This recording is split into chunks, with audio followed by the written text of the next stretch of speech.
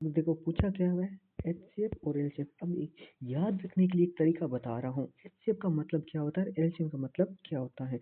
HCF का सीधा simple सा तरीका आपको याद रखना है, सेम संख्या देखनी है। क्या देखनी है आपको, सेम संख्या।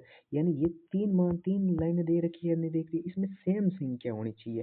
देखो कि दो यहाँ है, दो यहाँ पर नहीं है, यानी तीन दे रखा है तो तीनों में सेम होना चाहिए। अगर दो लाइनें दे रखी है तो उसमें दोनों में सेम होनी चाहिए। और वो भी घात में कैसे होनी चाहिए आपके सामने, छोटी से छोटी लेनी है, नहीं कि बड़ी से बड़ी। ठीक है, याद रखना आप हमेशा।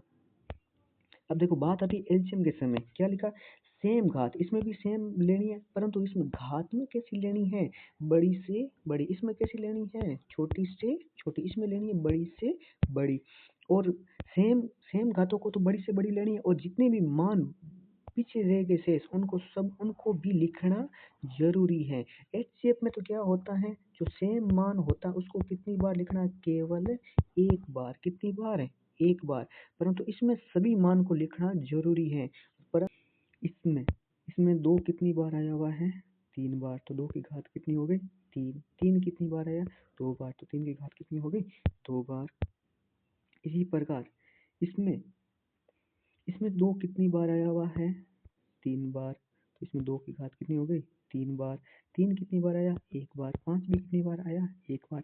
हमें ज्ञात क्या करना है इसका, एलसीएम। और एल बड़ी से बड़ी घात वो किसमें देखनी है, सेम पदों वाले में, यानी इस लाइन में और इस लाइन में। देखो इसमें इसमें दो की घात तीन, इसमें भी दो की घात तीन। यहाँ तीन की घात, यहाँ तीन की घात कितनी है, एक। यहाँ पर तीन की घात कितनी है, दो। हमें बड़ी देखनी है, तीन की घात दो।